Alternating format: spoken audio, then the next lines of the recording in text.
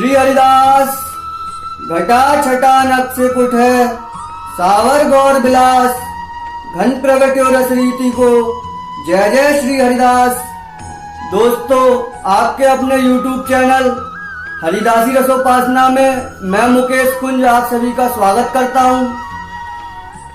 आज हम लेकर आए हैं बिहारी जी के एक ऐसी रहस्यमयी कथा जो बिहारी जी पट बंद होने के बाद रात्रि में तो सभी लोग जानते हैं कि श्री बांके बिहारी जी निधिवन में महाराज करने जाते हैं, परंतु दोपहर में 12 बजे से सायंकाल को 5 बजे तक बिहारी जी पट बंद होने के बाद कहाँ जाते थे, उसी रहस्यमयी कथा को आज आप लोगों के मध्य में लेकर आए हैं।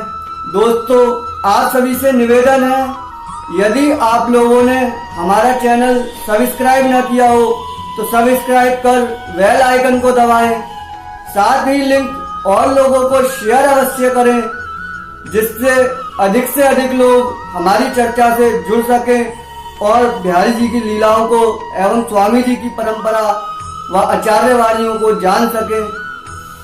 तो दोस्तों, शुरू करें बिहारी जी के ऐसे भक्त की कथा कि उसने किस प्रकार बिहारी जी को अपने प्रेम में वशीभूत कर लिया, किस प्रकार अपने प्रेम में बांध लिया।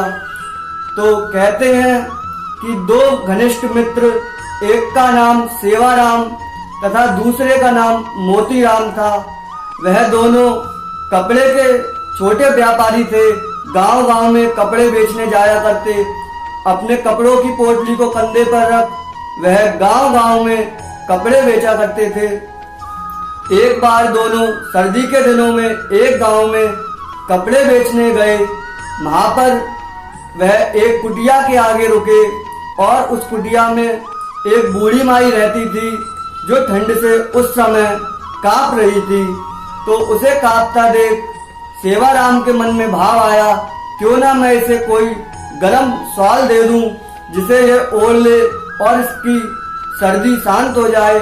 जिस पीड़ा से ये गुजर रही है वह पीड़ा कुछ कम हो जाए। इसी भाव से उसने उस बुढ़िया माई को एक शॉल दी और वह शॉल उस बुढ़िया माई ने लपेट ली और कहने लगी कि मेरे पास इसके बदले तुम्हें देने के लिए धन मेरे पास नहीं है। तो सेवाराम बोला कि माता, मुझे तुमसे धन नहीं चाहिए, आप बस इसे ओढ़ लें, यही मेरे लिए बहुत है। इस पर वह बोली कि 1 मिनट रुको, मैं तुम्हारे लिए इसके बदले कुछ देती हूँ। वह अपनी कुटिया में गई और एक ठाकुर जी की बड़ी सुंदर सी विग्रह लेकर आई। बोली, तुम इसे रखो, मेरे ठाकुर जी सदैव तुम्हारे साथ रहेंगे और तुम्हारी तरक्की हो, ऐसा मैं तुम्हें आशीर्वाद देती हूँ।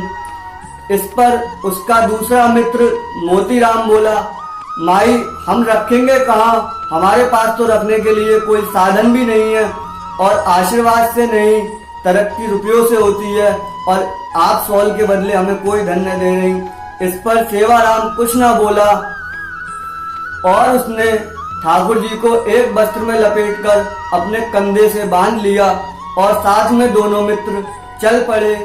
वह बूढ़ी माता उन्हें आशीर्वाद देती रही कि तुम्हारी खूब तरक्की हो, ठाकुर जी हमेशा तुम्हारे साथ हो।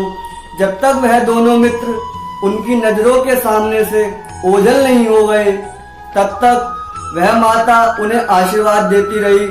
अब वह दोनों मित्र दूसरे गांव में गए।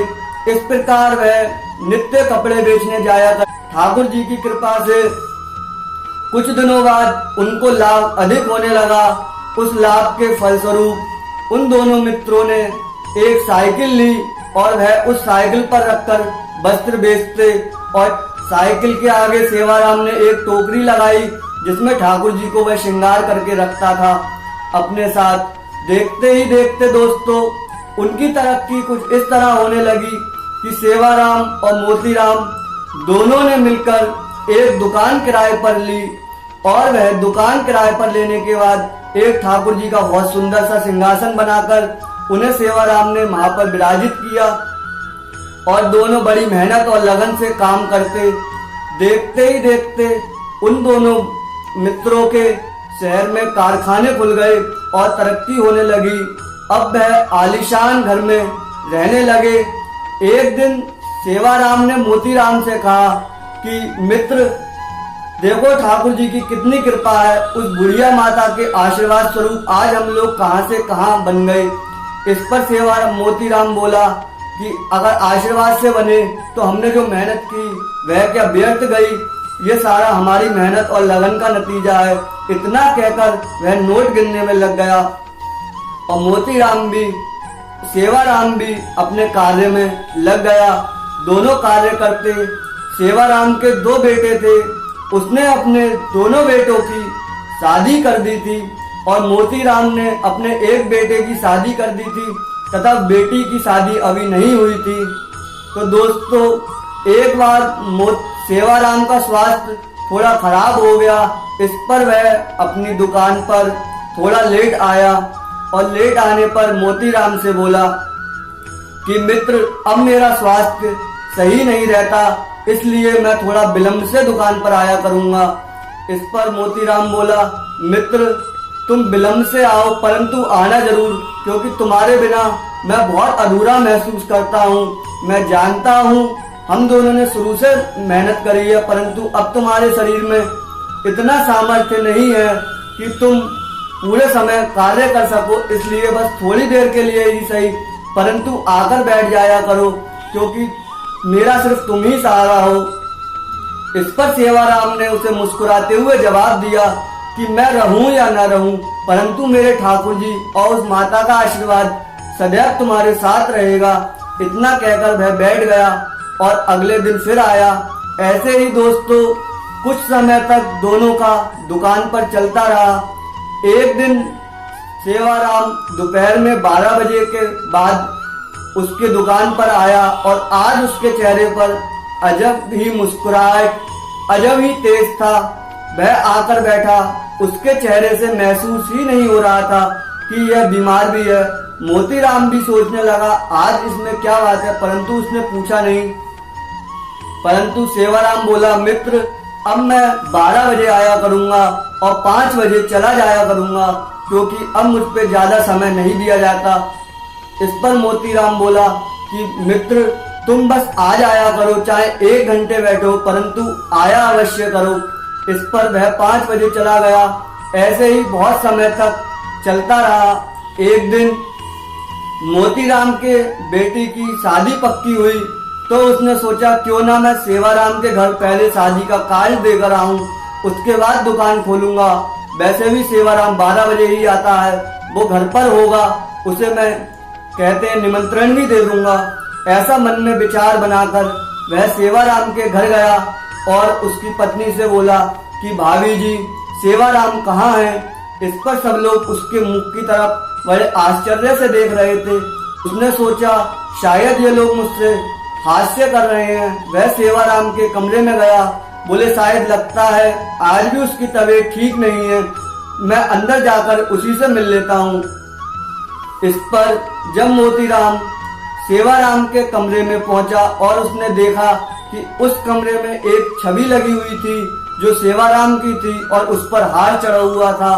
इस पर उसने उसके बच्चों से पूछा कि ये तुमने सेवाराम की छवि पर हार क्यों टांगा हुआ है।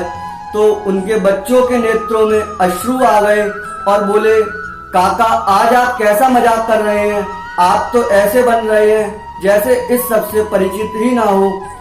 इस पर मोतीराम बोला कि हुआ क्या है, पहले मुझे बताओ तो सही, मेरे तो कुछ समझ में ही नहीं आ रहा। सेवाराम तो डेली आता है दुकान पर 12 बजे। इस पर सेवाराम की पत्नी बोली कि उन्हें गुजरे हुए तो 6 माह हो चुके और 6 माह से आप ही तो हमें दुकान के मुनाफे का दुगना देने आते हो कि दुकान पर दुगना मुनाफा हो रहा है। ऐसा सुनकर सेवाराम की चर्चा सुनी कि सेवाराम की मृत्यु हो चुकी है, तो मोतीराम को बड़ा धक्का सा लगा और वह आश्चर्य में पड़ गया कि जो मेरी दुकान पर सेवाराम 12 बजे से 5 बजे तक आता है वह कौन है। इतना सोचते ही सोचते उसके दिमाग में वह अपने मित्र की बात याद आ गई कि उसने कहा था कि मैं रहूं या न रहूं, परंतु मेरे ठाकुर जी सदैव तुम्हारे साथ रहेंगे, उस माता का आशीर्वाद सदैव तुम्हारे साथ रहेगा। इतना याद आते ही वह तुरंत अपनी दुकान की तरफ भागा और उस गद्दी को चूमने लगा, उस पर माथा लगाने लगा जिस पर सेवाराम आकर बैठता था। दोस्तों, उसे समझने में देर न लगी कि सेवाराम नहीं, सेवाराम के रूप में खुद बिहारी जी, जो दोपहर में पट बंद होने के बाद 12 बजे से लेकर शाम को 5 बजे तक जब तक पट नहीं खुलते थे, खुद सेवाराम के रूप में उसकी दुकान पर बैठते थे और उसका साथ देते थे। वह सोच कहने लगा कि हे बिहारी जी, मैं तो नोट गिनने में लगा रहा, परंतु आपने अपने भक्त के वचनों का मान रखा और खुद सेवाराम बनकर आप आते रहे, मैं आपको समझ ही ना पाया। ऐसा करते हुए मोतीराम विलाप करने लगा और रोने लगा। तो दोस्तों, कहा है कि प्रबल प्रेम के पाले पड़कर प्रभु को नियम बदलते देखा, अपना मान टले टल जाए, भक्त का मान न टलते देखा। हमारा आपको ऐसी कोई भी कहानी सुनाने का सिर्फ एक ही उद्देश्य है कि आपका श्री बिहारी जी के चरणों में अनन्य भाव बने, श्री स्वामी जी के चरणों में अनन्य भाव बने, क्योंकि सेवाराम का वह अनन्य भाव ही जो सेवाराम के वचनों को बिहारी जी खुद पूरा करने आए। आप स्वयं सोचिए, बिहारी जी सुबह 4 बजे निर्बल से आकर सिर्फ 2 घंटे विश्राम करके और उसके बाद हम सभी भक्तों को दर्शन देने के लिए झरोके में उपस्थित हो जाते हैं और उसके बाद भी सिर्फ सेवाराम के वचनों का मान रखने हेतु बिहारी जी ने दोपहर का शयन भी छोड़ दिया। ऐसे श्री बिहारी जी और उनको प्रकट करने वाले श्री स्वामी जी महाराज के श्री चरणों के अलावा मन और कहाँ विश्राम पाता है, मन और कहाँ ठौर पाता है। रसिकों ने बड़ा सुंदर कहा कि डालन डालन मैं फिरो, पातन पातन दुख, और श्री कुंज बिहारी लाल बिन कहीं ना पायो सुख। कि अगर हम डाल डाल पर फिर रहे हैं तो पत्ते पत्ते पर माया रूपी दुख फिर रहा है और उससे छुटकारा कब मिलेगा जब श्री कुंज बिहारी श्री स्वामी जी की शरण में आकर मन को परम विश्राम मिल जाए। तो आप लोग इस कहानी से सिर्फ अपना इष्ट अपने बिहारी जी के प्रति विश्वास बढ़े, इसी भाव से ये एक छोटा सी लीला आप लोगों के मध्य में लेकर आया। आप लोगों को हमारी चर्चा और बिहारी जी की लीला कैसी लगी, आप हमें कमेंट बॉक्स में अवश्य बताएं। इसी के साथ मैं मुकेश कुंज अपनी वाणी को विराम देता हूँ।